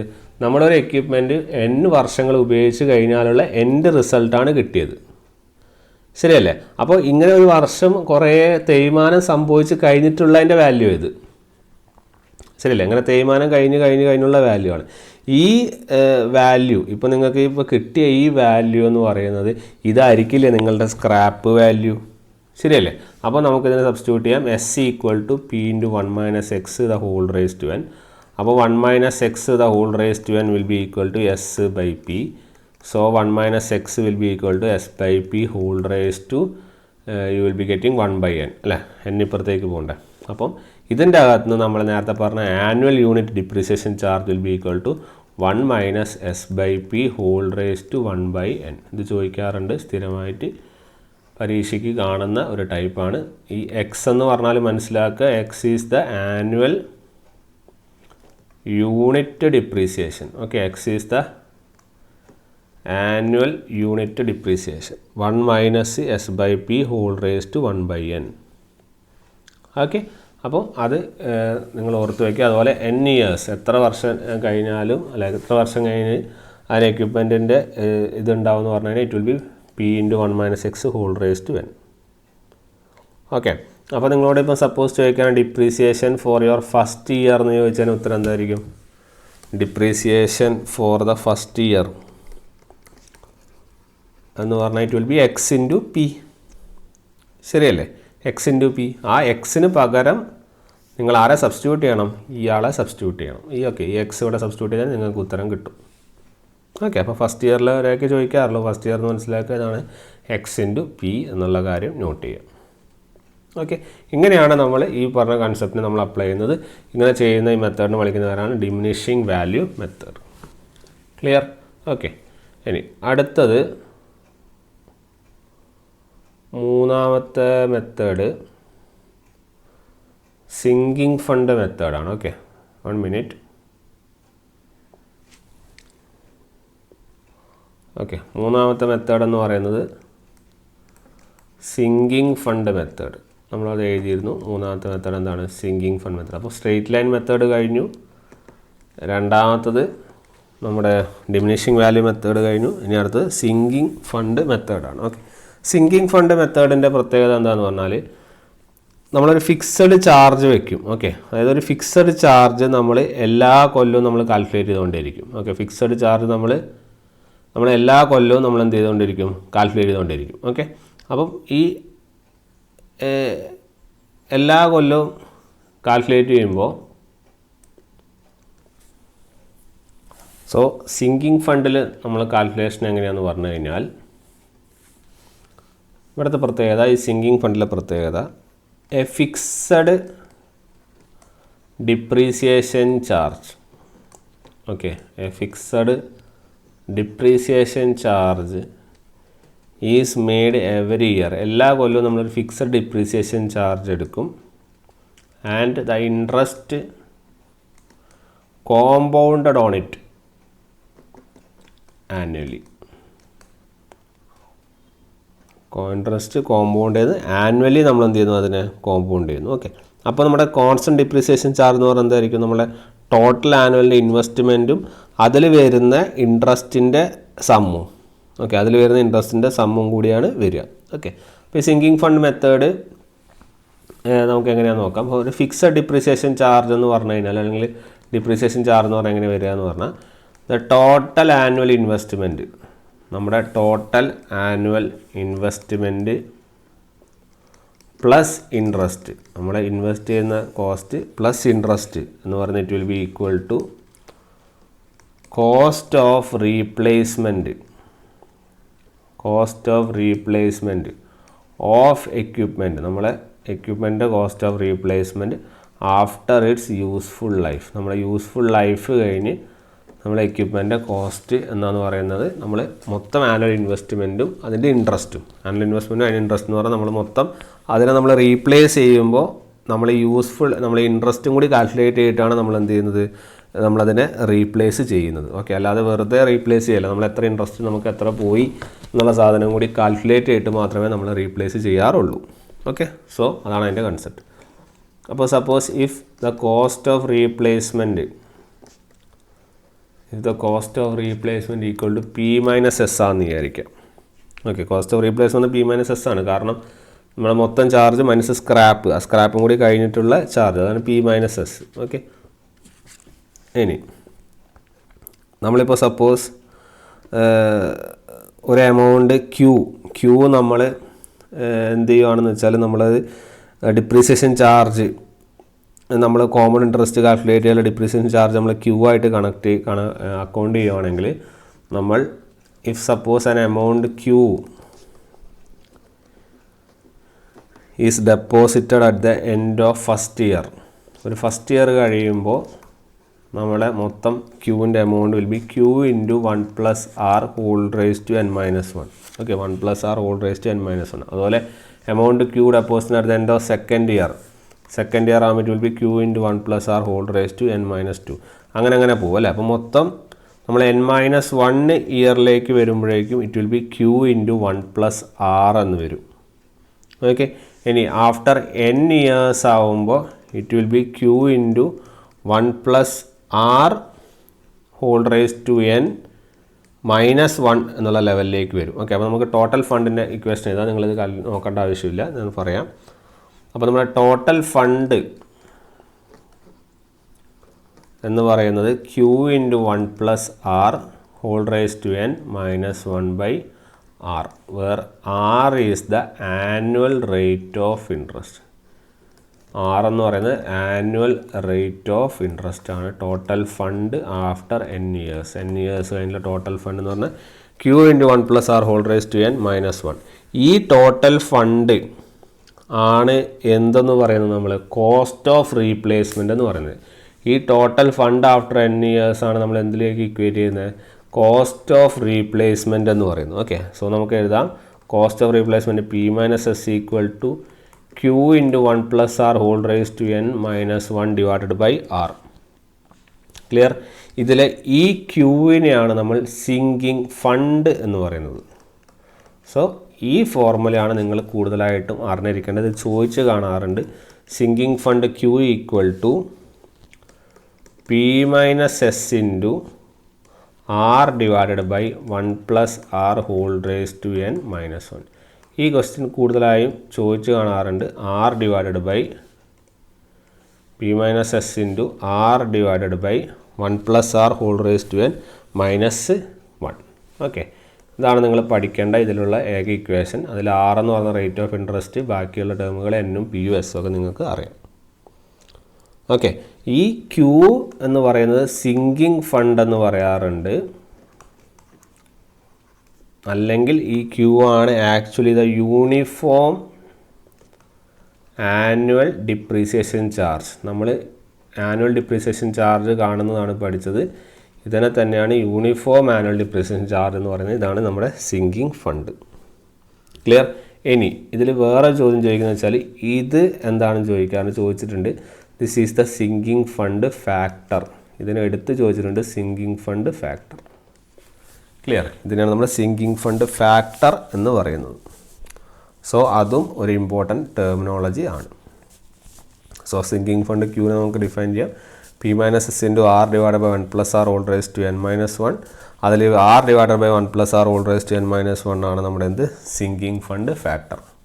അത് ചോദിച്ച് കണ്ട ഒരു ചോദ്യമാണ്. അത് ഒന്ന് ഓർമ്മിച്ച് വെക്കുന്നത് നല്ലതായിരിക്കും. ഓക്കെ, അപ്പോൾ നമ്മൾ ഡിഫൈൻ ചെയ്ത് നമ്മൾ 3 മെത്തേഡുകളും നമ്മുടെ ഡിമിനിഷിങ്ങിൻ്റെ 3 മെത്തേഡുകളും ക്ലിയർ ആയിട്ട് നമ്മൾ എന്ത് ചെയ്തിട്ടുണ്ട്, ഡിസ്കസ് ചെയ്തിട്ടുണ്ട്. അതൊന്ന് നോട്ട് ചെയ്ത് വെക്കുക. ഓക്കെ, അപ്പോൾ അത്തരം ക്വസ്റ്റ്യനുകൾ ചോദിക്കാനുള്ള സാധ്യത കൂടുതലാണ്. അതുകൊണ്ട് അതൊന്ന് ഓർത്ത് വയ്ക്കുക. ഓക്കെ, ദെൻ നെക്സ്റ്റ് നമുക്ക് ഇതിനായിട്ട് ബന്ധപ്പെട്ട ഒരു പ്രോബ്ലം നോക്കാം. Transformer costing rupees 90,000. ഓക്കെ, അതിങ്ങനെ പറയാം. കോസ്റ്റിംഗ് എന്ന് പറയുന്നത് നമുക്ക് മനസ്സിലാക്കുക, ഇത് ഇനീഷ്യൽ കോസ്റ്റാണ് പി. ഓക്കെ, ഇനീഷ്യൽ കോസ്റ്റാണ് നമ്മുടെ ഇത് പി എന്ന് പറയുന്നത്. Okay, then useful life 20 years എന്ന് പറഞ്ഞാൽ ഇത് 20 ആണ് നമ്മുടെ എന്ത് എൻ. ഓക്കെ, ഇവിടെ കൃത്യമായിട്ട് നമ്മൾ പറയുന്നുണ്ട് സ്ട്രെയിറ്റ് ലൈൻ മെത്തേഡ് ഉപയോഗിച്ചിട്ടാണ് കാണേണ്ടതെന്ന് പറയുന്നുണ്ട്. എന്ത്? നമ്മുടെ ആനുവൽ ഡിപ്രീസിയേഷൻ ചാർജ്. അപ്പോൾ annual depreciation charge equal to P minus S by N. Straight line method പ്രകാരം ഇതാണല്ലോ ഫോർമുല. അപ്പം ഇതിന് പകരം നമ്മൾ സബ്സ്റ്റിറ്റ്യൂട്ട് ചെയ്യുക. പി എന്ന് പറയുന്നത് എത്രയാണ്? 90,000 ആണ്. മൈനസ് ഇനി സാൽവേജ് വാല്യൂ കണ്ട, സാൽവേജ് വാല്യൂ അല്ലെങ്കിൽ സ്ക്രാപ്പ് വാല്യൂ എന്ന് പറഞ്ഞാൽ എത്രയാണ്? 10,000 ആണ്. ഡിവൈഡഡ് ബൈ എൻ എന്ന് പറയുന്ന number of years 20. So your answer will be എപ്പോഴും റുപ്പീസിലായിരിക്കും 4,000 രൂപ. ക്ലിയർ? ഇതാണ് നിങ്ങളുടെ ആനുവൽ ഡിപ്രീസിയേഷൻ ചാർജ്. അപ്പോൾ ഫോർമുല അറിഞ്ഞിരിക്കണം എന്നുള്ളൊരു കാര്യം മാത്രമേ ഉള്ളൂ. ഫോർമുല അറിഞ്ഞിരുന്നാൽ ഈസി ആയിട്ട് നമുക്ക് ചെയ്യാൻ വേണ്ടി സാധിക്കും. ഓക്കെ, സോ അതാണ് അതിൻ്റെ പ്രോബ്ലം. അടുത്തത് ഡിസ്ട്രിബ്യൂഷൻ ട്രാൻസ്ഫോമർ കോസ്റ്റ് എന്ന് പറയുമ്പോൾ നമ്മൾ ഉടനടി എഴുതണം പി ആണത്. യൂസ്ഫുൾ ലൈഫ് അപ്പം 20 എന്ന് പറഞ്ഞാൽ എൻ. ദെൻ സാൽവേജ് വാല്യൂ ഇതാണ് നിങ്ങളുടെ എസ്. ഓക്കെ, നമ്മൾ പറഞ്ഞു ആനുവൽ ഇൻട്രസ്റ്റ് കാൽക്കുലേറ്റ് ചെയ്യും. അത് കോമ്പൗണ്ട് ഇൻട്രസ്റ്റ് ആണ് കാൽക്കുലേറ്റ് ചെയ്യുക. അതാണ് 8%. ആനുവൽ ഇൻട്രസ്റ്റ് ആണ് 6. Okay, calculate the amount to be saved annually for replacement of transformer after the end of 20 years by sinking fund method എന്ന് പറഞ്ഞാൽ ആനുവൽ കോസ്റ്റ് ഓഫ് റീപ്ലേസ്മെൻറ്റ് കാണാനാണ് നമ്മൾ എത്ര കോസ്റ്റ് അല്ലെങ്കിൽ സിങ്കിങ് ഫണ്ടിന് എത്ര പേയ്മെൻറ്റ് ചെയ്യണം എന്നുള്ളതിനെ നമ്മൾ കാൽക്കുലേറ്റ് ചെയ്യുന്നതാണ് ക്യൂ. ക്ലിയർ? അപ്പോൾ ക്യൂ കാൽക്കുലേറ്റ് ചെയ്യാനാണ് അവർ ഉദ്ദേശിക്കുന്നത് മനസ്സിലാക്കുക. So it will be P minus S into R divided by 1 plus R whole raise to N minus 1. Okay, അപ്പം പിക്ക് പകരം നിങ്ങൾക്കിത് സബ്സ്റ്റിറ്റ്യൂട്ട് ചെയ്യാം. ദെൻ എസ്സിന് പകരം സബ്സ്റ്റിറ്റ്യൂട്ട് ചെയ്യാം. ആറിന് പകരം 8 സബ്സ്റ്റിറ്റ്യൂട്ട് ചെയ്യാം. 8 8% അല്ല, അപ്പോൾ 0.08 സബ്സ്റ്റിറ്റ്യൂട്ട് ചെയ്യാം. ഓക്കെ, അപ്പം 2 lakh മൈനസ് 10,000 ഇൻറ്റു 6 എന്ന് പറയുന്നത് 0.08 divided by 1 plus 0.08 whole raise to എത്രയാണ്? 20 മൈനസ് 1. ഓക്കെ, ഇതിൻ്റെ ഒരു പ്രശ്നം വെച്ചാൽ ഇത്തരം വാല്യൂകൾ അല്ലെങ്കിൽ ഇത്തരം കാര്യങ്ങൾ ഇതിന് ആൻസർ ഏകദേശം 4,000 റുപ്പീസിന് അടുത്താണ് വരുന്നത്. നിങ്ങൾക്ക് വേണമെങ്കിൽ ചെയ്ത് നോക്കാം. പക്ഷേ ഇത് നമുക്ക് എക്സാം ഹോളിൽ ഇത്രയും ഇതിൻ്റെ ഒരു കാൽക്കുലേഷൻ കിട്ടാനുള്ള സാധ്യത കുറവാണ്. ഓക്കെ, അപ്പോൾ അതുകൊണ്ട് തന്നെ നമുക്കത് കാൽക്കുലേറ്റ് ചെയ്യേണ്ട ആവശ്യമുള്ള ക്വസ്റ്റ്യൻസ് ചോദിക്കാറില്ല. മാക്സിമം സ്ട്രെയിറ്റ് ലൈൻ മെത്തേഡ് വരെ ചോദിക്കാറുള്ളൂ. ഈ ഫോർമുല അപ്ലൈ ചെയ്യാൻ എങ്ങനെയാണെന്ന് പറഞ്ഞുതരാൻ വേണ്ടിയാണ് ഈ പ്രോബ്ലം എടുത്തത്. ഓക്കെ, അപ്പോൾ ഫോർമുല വരാറുണ്ട്, ഫോർമുല ചോദിക്കാറുണ്ട്, പക്ഷേ ഇതിൻ്റെ ഈ കാര്യങ്ങൾ ചോദിച്ച് കാണാറില്ല. ഓക്കെ, അപ്പോൾ അതാണ് അതിൻ്റെ അകത്ത് നിന്ന് മനസ്സിലാക്കാനായിട്ടുള്ളത്. ക്ലിയർ? അപ്പോൾ ഫോർമുല ഐഡൻറ്റിഫൈ ചെയ്യുക. മിക്കവാറും ചോദിച്ചു കാണുന്നത് സ്ട്രെയിറ്റ് ലൈൻ മെത്തേഡാണ്. അതൊന്ന് അനലൈസ് ചെയ്ത് പോവാം. ഓക്കെ, ഇനി അടുത്തതായിട്ട് നമുക്ക് ഡിസ്കസ് ചെയ്യാനുള്ളതാണ് താരിഫ്. ഓക്കെ, താരിഫ് എന്ന് പറഞ്ഞാൽ നമുക്കറിയാം വാടക അല്ലേ. The rate at which the electrical energy supply to consumer. കൺസ്യൂമറിന് എത്ര ഇലക്ട്രിക്കൽ എനർജി സപ്ലൈ ചെയ്യുന്നോ അയാൾ അതിന് പൈസ കൊടുക്കണം. അതിനാണ് നമ്മൾ താരിഫ് എന്ന് പറയുന്നത്. ഓക്കെ, അപ്പോൾ താരിഫ് അറിയാം, ഇതിൽ വേറെ പ്രശ്നമൊന്നുമില്ല. നമുക്ക് മീറ്റർ വെച്ച് നമ്മളത് കാൽക്കുലേറ്റ് ചെയ്യുന്ന കാര്യങ്ങളൊക്കെ പറയാറുണ്ട്. നമുക്ക് പഠനത്തിന് ആവശ്യമായിട്ട് നമുക്ക് അതിൻ്റെ ടൈപ്സാണ് ആവശ്യം. ടൈപ്സാണ് ഞാൻ ചോദിച്ച് കണ്ടിട്ടുള്ളത്. അപ്പോൾ ടൈപ്സ് ഏതൊക്കെ ടൈപ്പ് വരുന്നു, എന്തൊക്കെയാണ് അതിൽ പഠിക്കാനുള്ളതെന്ന് നമുക്ക് പറയാം. സിമ്പിളാണ്. ഒരു 7 ടൈപ്പ് താരിഫ് ഉണ്ട്. പക്ഷേ നമുക്കതിൽ 2-3 നമുക്ക് സിമ്പിളായിട്ട് അനലൈസ് ചെയ്യാവുന്നേ ഉള്ളൂ. ആദ്യത്തേത് സിമ്പിൾ താരിഫ്. ഓക്കെ, ആദ്യത്തേത് സിമ്പിൾ താരിഫ് അല്ലെങ്കിൽ uniform rate tariff. Okay, simple tariff അല്ലെങ്കിൽ യൂണിഫോം റേറ്റ് താരിഫ്. അപ്പോൾ സിമ്പിൾ താരിഫ് അല്ലെങ്കിൽ യൂണിഫോം റേറ്റ് താരിഫ് എന്ന് പറഞ്ഞാൽ നമുക്കറിയാം, നമ്മൾ സാധാരണ ചെയ്യുന്ന കാര്യം. അതായത് ഒരു ഫിക്സഡ് റേറ്റ് നമ്മുടെ കയ്യിലുണ്ടാവും. ഓക്കെ, ആ ഫിക്സഡ് റേറ്റിന് നമ്മൾ ഉപയോഗിക്കുന്ന കൺസെപ്ഷനനുസരിച്ച് നമ്മൾ എന്ത് ചെയ്യുന്നു, ചാർജ് ഇടുന്നു. Okay, simple tariff. Okay, uniform rate ആയിരിക്കും. ഇപ്പം 100 യൂണിറ്റ് കഴിഞ്ഞാൽ 5 റുപ്പീസ് ആണെങ്കിൽ അതിന് അങ്ങനെ ഫിക്സഡായിട്ട് പോകുന്നതിനാണ് പറയുന്നത് എന്ത്, യൂണിഫോം റേറ്റ് എന്ന് പറയുന്നത്. ഓക്കെ, അപ്പോൾ അതിൽ വേറെ കാര്യങ്ങളൊന്നുമില്ല. If there is a fixed rate per unit of energy കൺസ്യൂംഡിനുള്ള ഫിക്സഡ് റേറ്റിനെ പറയുന്നവരാണ് സിമ്പിൾ താരിഫ്. ഓക്കെ, അടുത്തത് രണ്ടാമത്തത് ഫ്ലാറ്റ് റേറ്റ് താരിഫ്. രണ്ടാമതാണ് flat rate tariff. Flat rate tariff എന്നുകൊണ്ട് ഉദ്ദേശിക്കുന്നത് എന്താ വെച്ചാൽ, നമ്മുടെ പല ടൈപ്പ് കൺസ്യൂമറുകളുണ്ട്. ഇപ്പം ഹോംലി കൺസ്യൂമർ അല്ലെങ്കിൽ നമ്മൾ സാധാരണക്കാരുള്ള കൺസ്യൂമേഴ്സ് അല്ല. നമ്മൾ ബിൽഡിങ്ങിലേക്ക് പോയാലുണ്ടായ ചാർജ് ഉണ്ടാവുക. അതുപോലെ തന്നെ ബിൽഡിംഗ് മാറി ഫാക്ടറിയിലേക്ക് പോയാൽ വേറെ ചാർജാണ് വരിക. ഓക്കെ, അപ്പോൾ ഓരോ കൺസ്യൂമറിനും ഓരോ ചാർജാണ്. ശരിയല്ല, അതായത് different consumers are charge at different uniform per rate. അത്തരത്തിലുള്ളതിനെ വിളിക്കുന്നവരാണ് ഫ്ലാറ്റ് റേറ്റ് താരിഫ്. ഓക്കെ, അപ്പം ഫ്ലാറ്റ് താരിഫ് എന്ന് പറഞ്ഞാൽ എന്താണ്, ഡിഫറെൻറ്റ് ടൈപ്സ് ഓഫ് കൺസ്യൂമേഴ്സ്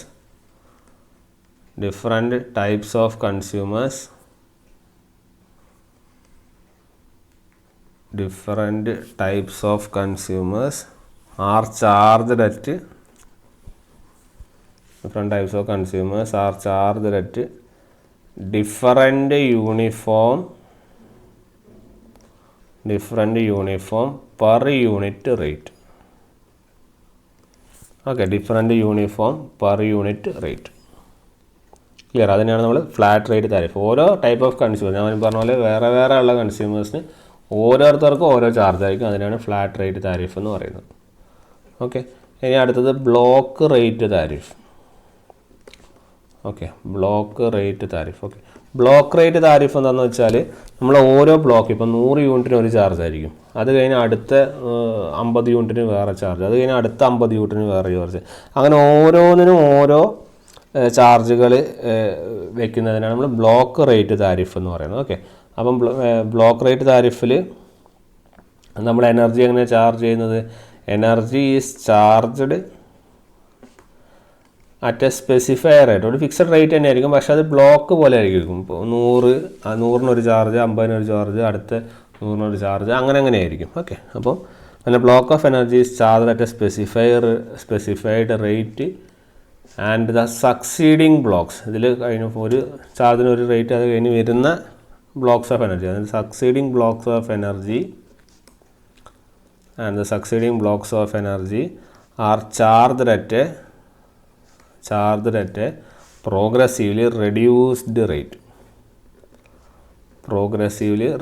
നിങ്ങൾ താരിഫ് എടുത്തു നോക്കുകയാണെങ്കിൽ നിങ്ങൾക്കത് മനസ്സിലാവും. നമ്മുടെ KSEBിയുടെ താരിഫ് എടുത്തു നോക്കുകയാണെങ്കിൽ നിങ്ങൾക്കത് ക്ലിയർ ആവും എങ്ങനെയാണ് അവർ റേറ്റ് കാൽക്കുലേറ്റ് ചെയ്യുന്നതെന്ന്. ഓക്കെ, അപ്പോൾ എനർജി കൺസ്യൂംഷൻ ഇങ്ങനെ ഓരോ ബ്ലോക്കുകളായിട്ട് ഡിവൈഡ് ചെയ്യുന്നത്. അത് ആദ്യത്തെ ബ്ലോക്കായിരിക്കും ഹയസ്റ്റ് ഉണ്ടാവുക, പിന്നെ അങ്ങനെ കുറഞ്ഞ് വരുന്നു എന്നുള്ള ലെവലിലായിരിക്കും അത് ഉണ്ടാവുക. ഓക്കെ, നിങ്ങൾക്ക് അത് എടുത്തു നോക്കുകയാണെങ്കിൽ നിങ്ങൾക്കത് മനസ്സിലാവും അത്. ഓക്കെ, അപ്പോൾ ഇതിനെ പറയുന്ന പേരാണ് എന്ത്, ബ്ലോക്ക് റേറ്റ് താരിഫ്. അപ്പോൾ സിമ്പിൾ താരിഫ് എന്ന് വെച്ചാൽ സാധാരണ യൂണിറ്റ് ഉപയോഗിക്കുന്നതിന് പൈസ കൊടുക്കുക, അതാണ് സിമ്പിൾ റേറ്റ്. ഫ്ലാറ്റ് റേറ്റ് എന്ന് പറയുന്നത് ഓരോ കൺസ്യൂമറിനും ഓരോ ടൈപ്പ് ഓഫ് താരിഫുണ്ട്. ബ്ലോക്ക് റേറ്റ് എന്ന് പറയുന്നത് ഓരോ ബ്ലോക്കിലും ഓരോ താരിഫുകൾ.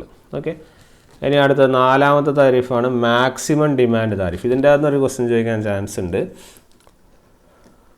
മാക്സിമം ഡിമാൻഡ് താരിഫ് എന്നുള്ളത്, മാക്സിമം ഡിമാൻഡ് താരിഫിൻ്റെ അകത്ത് പറയുന്നത് എന്താണെന്ന് വെച്ചാൽ, നമ്മൾ മാക്സിമം ഡിമാൻഡ് കാൽക്കുലേറ്റ് ചെയ്യുന്നത് നമ്മളൊരു മാക്സിമം ഡിമാൻഡ് മീറ്റർ വെച്ചിട്ടാണ് നമ്മളത് കാൽക്കുലേറ്റ് ചെയ്യുന്നത്. ഓക്കെ, സാധാ മീറ്ററല്ല, മാക്സിമം ഡിമാൻഡ് മീറ്റർ വെച്ചിട്ട് നമ്മൾ എന്ത് ചെയ്യുന്നു, ഇതിനെ കാൽക്കുലേറ്റ്, ഈ താരിഫിനെ നമ്മൾ കാൽക്കുലേറ്റ് ചെയ്യുന്നു. ഓക്കെ, ഇതിൻ്റെ ഒരു വ്യത്യാസം എന്താണെന്ന് വെച്ചാൽ നമ്മൾ പുതിയൊരു മീറ്റർ വെക്കുന്നു, മാക്സിമം ഡിമാൻഡ് മീറ്റർ വെക്കുന്നു എന്നുള്ളതാണ്. ഇതിൻ്റെ ഒരു വ്യത്യാസം എന്ന് വെച്ചാൽ നമ്മളങ്ങനെ മാക്സിമം ഡിമാൻഡ് മീറ്റർ വെക്കണമെങ്കിൽ നമ്മൾ വലിയ കൺസ്യൂമേഴ്സ് ആയിരിക്കണം. ഓക്കെ, അപ്പോൾ ബിഗ് കൺസ്യൂമേഴ്സ് മാത്രം ഉപയോഗിക്കുന്ന ടൈപ്പ് ഓഫ് താരിഫ് ഏതെന്ന് ചോദിച്ചാൽ ഏതാണ്? It is the maximum demand tariff. അതാണ് അതിലെ point.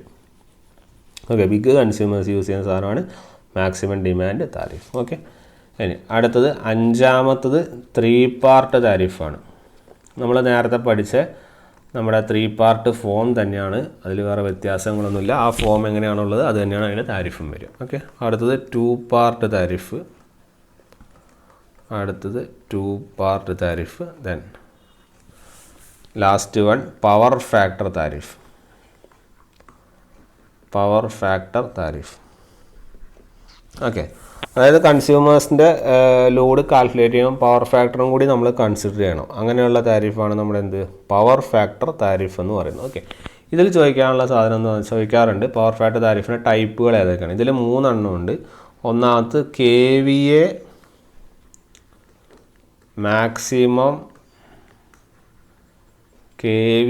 Maximum demand tariff, KVA maximum demand tariff. Then sliding scale tariff, KVA maximum demand tariff. Then sliding scale tariff. Then KW and KVAR tariff. Okay, KW and KVAR tariff. അപ്പോൾ KVA maximum demand tariff എന്ന് പറഞ്ഞാൽ നമ്മൾ പറഞ്ഞിട്ടുണ്ട്, നമ്മൾ KVA ഞാൻ നേരത്തെ പറഞ്ഞിരുന്നു maximum demand KWയിൽ മാത്രമല്ല KVAയിൽ റെപ്രസെൻ്റ് ചെയ്യുന്നു പറഞ്ഞിരുന്നു അല്ലേ. അങ്ങനെ KVAയിൽ റെപ്രസെൻ്റ് ചെയ്യുന്ന താരിഫിനാണ് നമ്മൾ KVA മാക്സിമം ഡിമാൻഡ് താരിഫ് എന്ന് പറയുന്നത്. ഓക്കെ, പിന്നെ സ്ലൈഡിംഗ് സ്കെയിൽ താരിഫ് എന്ന് പറഞ്ഞാൽ ഈ സ്ലൈഡിംഗ് സ്കെയിൽ താരിഫ് നമ്മൾ വേറൊരു പേരിട്ടും വിളിക്കും, അതാണ് average power factor tariff. Okay, average power factor tariff എന്ന് വിളിക്കാറുണ്ട്. അതായത് നമ്മളൊരു ആവറേജ് ആണ് നമ്മൾ റെഫറൻസ് ആയിട്ട് വെക്കുക. ആ റെഫറൻസിൽ നിന്നുള്ള അഡീഷണൽ ചാർജ് ആണോ അല്ല കുറവാണോ എന്നുള്ള രീതിയിൽ കാൽക്കുലേറ്റ് ചെയ്താണ് സ്ലൈഡിംഗ് സ്കെയിൽ എന്ന് പറയുന്നത്. ഓക്കെ, അപ്പം ആവറേജ് പവർ ഫാക്ടർ താരിഫ് എന്ന് പറയുന്നത് സ്ലൈഡിംഗ് സ്കെയിൽ താരിഫാണെന്ന് ഓർക്കുക. അടുത്തുള്ളതാണ് KW ആൻഡ് KVAR. KW എന്ന് പറഞ്ഞാൽ നമുക്കറിയാം ആക്റ്റീവ് പവറാണ്, KVAR റിയാക്റ്റീവ് പവർ. ഇത് ഞാൻ പിന്നെ എടുക്കാം, power factor improvement power factor എടുക്കുമെന്നാണ് ഇത് പറയുക. അടുത്ത ക്ലാസ് തന്നെ എടുക്കും, അപ്പോൾ അത് ക്ലിയർ ആക്കി തരാം. ഓക്കെ, അപ്പം ഈ KW ആൻഡ് KVAR എന്ന് പറയുന്നത് നമ്മൾ ഇവിടെ യൂസ് ചെയ്യുന്നത് ആക്റ്റീവ് പവറും അതുപോലെ തന്നെ റിയാക്റ്റീവ് പവറും സെപ്പറേറ്റ്ലി ചാർജ് ചെയ്യും, എന്നിട്ട് നമ്മൾ കാൽക്കുലേറ്റ് ചെയ്യുന്നതാണ് നമ്മുടെ പവർ ഫാക്ടർ താരിഫ് എന്നുള്ളത്. ഓക്കെ, അത്തരത്തിലാണ് നമ്മൾ പവർ ഫാക്ടർ താരിഫിനെ കാൽക്കുലേറ്റ് ചെയ്യുന്നത്. ഓക്കെ, അപ്പോൾ ഇതിൽ ചോദിക്കുന്ന മെയിനായിട്ട് ചോദ്യം ഈ കാര്യങ്ങൾ ഓർത്ത് വയ്ക്കുക, ഏതൊക്കെയാണ് ഇതിൻ്റെ പേരുകൾ. KVA maximum demand tariff, sliding scale tariff, KW and KVAR tariff എന്നുള്ള 3 പേരുകൾ നോട്ട് ചെയ്ത് വെക്കുക, അത് ചോദിക്കാറുണ്ട്. ഓക്കെ, ഇതിൻ്റെ പവർ ഫാക്ടറിനെ കുറിച്ച് കൂടുതലായിട്ട് നമുക്ക് പിന്നെ ഡിസ്കസ് ചെയ്യാം. അപ്പോൾ സിമ്പിൾ താരിഫ് എന്ന് സാധാ യൂണിറ്റ് എടുത്ത് ചെയ്യുന്നത്, ഫ്ലാറ്റ് റേറ്റ് എന്ന് വെച്ചാൽ ഓരോ ടൈപ്പ് കൺസ്യൂമേഴ്സിനും ഓരോ റേറ്റ്. ബ്ലോക്ക് റേറ്റ് താരിഫ് എന്ന് പറഞ്ഞാൽ എനർജി ഒരു ബ്ലോക്കിൽ ഒരു ചാർജ് ആയിരിക്കും, പിന്നെ അടുത്ത ബ്ലോക്കിൽ വേറെ ചാർജ്, അത്തരത്തിൽ പോകുന്നതാണ് ബ്ലോക്ക് റേറ്റ് താരിഫ്. പിന്നെ മാക്സിമം ഡിമാൻഡ് താരിഫിൻ്റെ പ്രത്യേകത എന്താണ്? ബിഗ് കൺസ്യൂമേഴ്സിന് ചെയ്യുന്നതാണ് മാക്സിമം ഡിമാൻഡ് താരിഫ്. ഓക്കെ, പിന്നെയുള്ളത് 3 പാർട്ട് താരിഫ്, 2 പാർട്ട് താരിഫ്. അത് നമ്മൾ 3 പാർട്ട് ഫോം 2 പാർട്ട് ഫോം പോലെ തന്നെയാണ്. പിന്നെ അടുത്തതാണ് power factor tariff. Power factor താരിഫിൽ 3 എണ്ണം ഉണ്ട്. അതാണ് KVA maximum demand tariff, sliding scale tariff, പിന്നെ KW and KVAR tariff. Okay, വളരെ ഇമ്പോർട്ടൻറ്റ് സെക്ഷനാണ്. ഇതിൽ ചോദിക്കുന്ന ചോദ്യങ്ങൾ മിക്കവാറും ഇത് ഫ്ലാറ്റ് എങ്ങനെയാണ് വരുന്നത്, ബ്ലോക്ക് എങ്ങനെയാണ് വരുന്നത് ചോദിക്കാം. ബിഗ് കൺസ്യൂമേഴ്സിന് യൂസ് ചെയ്യുന്ന താരിഫ് ഏതാണ്, മാക്സിമം ഡിമാൻഡാണെന്ന് ചോദിക്കാം. പവർ ഫാക്ടറിൻ്റെ ഈ പേരുകൾ കൃത്യമായിട്ട് നോട്ട് ചെയ്യുക. ആവറേജ് പവർ ഫാക്ടർ താരിഫ് എന്ന് പറഞ്ഞാൽ സ്ലൈഡിംഗ് സ്കെയിൽ താരിഫാണെന്നും കൂടി ഓർക്കുക. ഓക്കെ, ഈ KW KVAR KVA ഒക്കെ നമ്മൾ പിന്നെ വരുന്ന ക്ലാസ്സുകളിൽ നമ്മൾ കൃത്യമായിട്ട് പവറും പവർ ഫാക്ടറും ഡിസ്കസ് ചെയ്യുമ്പോൾ നമുക്ക് കൂടുതലായിട്ട് ചർച്ച ചെയ്യാം. ഓക്കെ, അപ്പോൾ ഇത്രയും കാര്യങ്ങളാണ് നമുക്ക് ഇന്ന് ഡിസ്കസ് ചെയ്യാനുള്ളത്. ബാക്കിയുള്ള കാര്യങ്ങൾ നമ്മൾ വരുന്ന ക്ലാസ്സുകളിൽ ഡിസ്കസ് ചെയ്യുന്നതായിരിക്കും. ഓക്കെ, സോ ഇത്രയും കാര്യങ്ങളാണ് പറയാനുള്ളത്. ബാക്കി കാര്യങ്ങൾ നമുക്ക് അടുത്ത ക്ലാസ്സിൽ പറയാം. സോ നമുക്ക് വൈൻഡ് അപ്പ് ചെയ്യാം. നമുക്ക് നെക്സ്റ്റ് ക്ലാസ്സിൽ കാണാം. Okay then, thank you.